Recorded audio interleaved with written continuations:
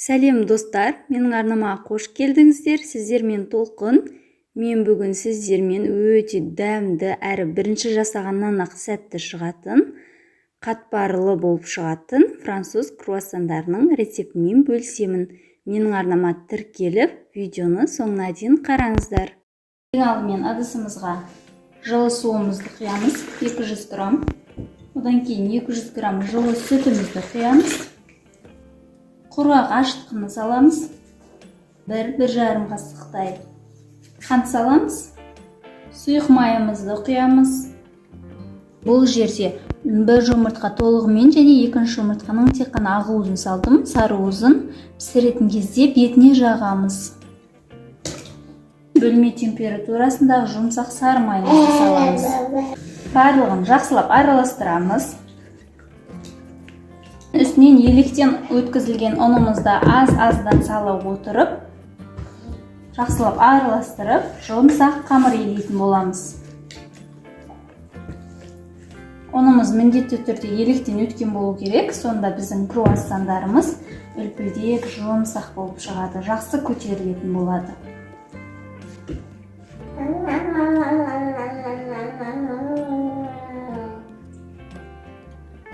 Енді қолымызбен қамыр елейміз.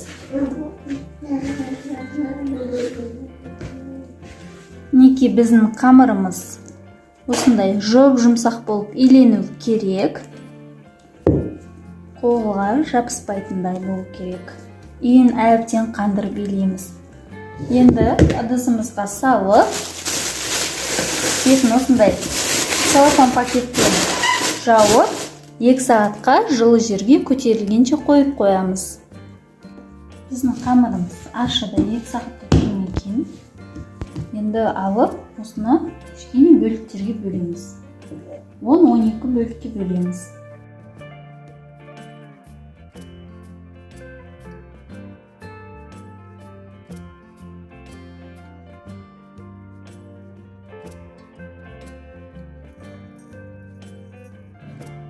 Осыны дөңгелектеп шығарамыз.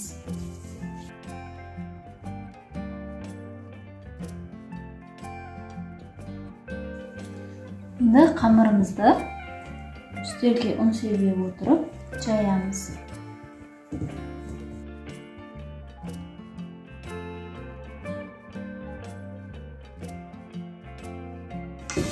Қатты жұқа етіп жаюдың керегі жоқ. Дәл осылай қалыңдығын 3 сантиметрдей етіп, барлығын осылай дөңгелектеп жайып шығамыз.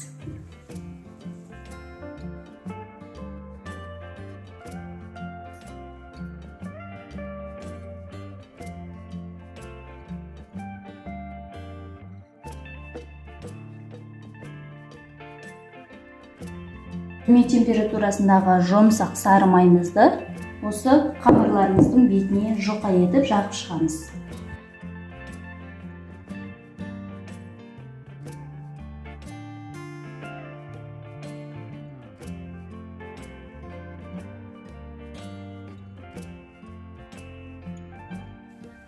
Осылай жабыстырып, одан кейін сары май жағып, дәл осылай қайталамыз.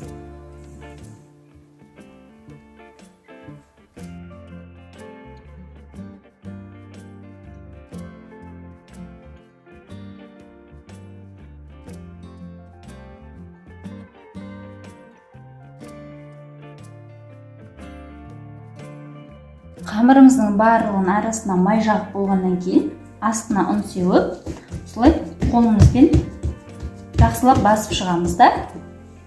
Одан кейін үстінен ұн сеуіп, оқтаумен жұқа етіп жайып шығамыз.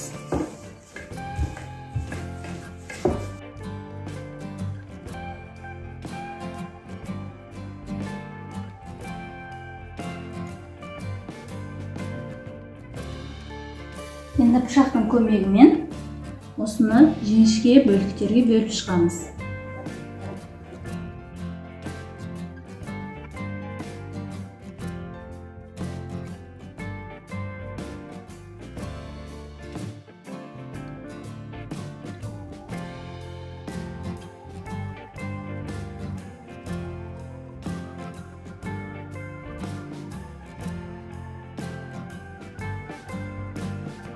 Енді арасына кез келген салма салып орап шығамыз. Мен жартысына мейіз саламын және жартысына шоколад саламын. Оның ішіне варенка, джем, варенье немесе тіптен ештеңе салмасаңыз да болады.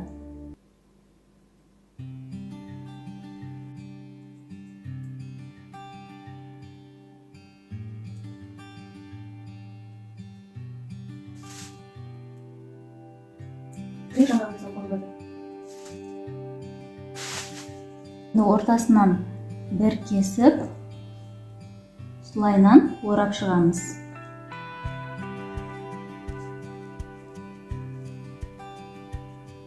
Астын осылай астына қарай бекітіп, шығып кетпейтіндей орап қоямыз.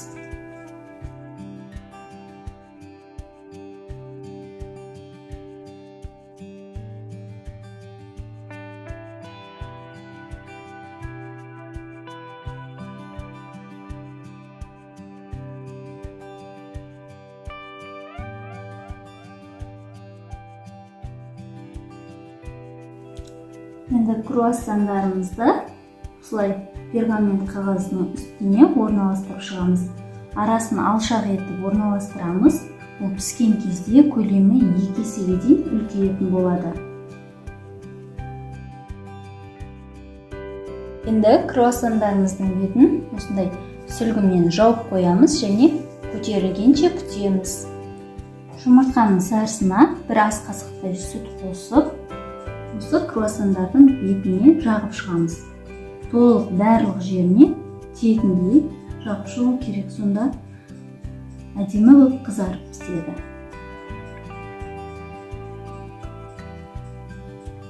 Және қызып тұрған 180 градус пеште қызарғанша пісіріп аламыз.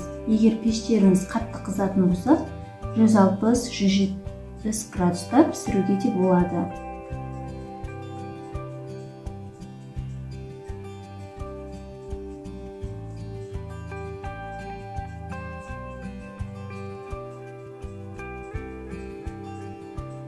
Достар, пештен алдым. Осындай қып-қызыл болып шығады. Іші толығымен піседі. Осындай қатпар болып шығады. Осындай томпиып, қытырлақ болып шығады. Хлеб хрустящий болып шығады осылай.